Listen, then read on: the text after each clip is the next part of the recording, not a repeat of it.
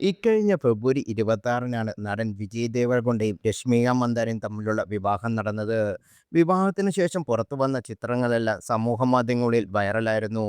ഇപ്പോഴിതാ അതിനുശേഷം സമൂഹമാധ്യമങ്ങളിൽ ഉണ്ടായ ഒരു വ്യാജ പ്രചാരണത്തിനെതിരെ ശക്തമായി രംഗത്തെത്തിയിരിക്കുകയാണ് രശ്മിക.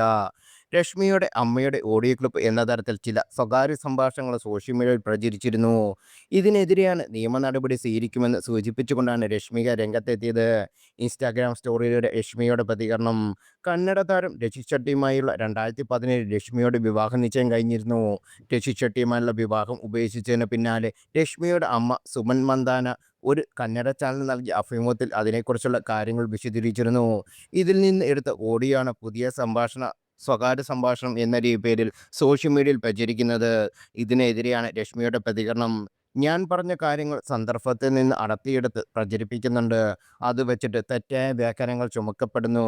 വ്യൂസിനും റീച്ചിനും വേണ്ടി വെറുപ്പ് 14 മടങ്ങ് വിതരണം ചെയ്തു കഴിഞ്ഞു.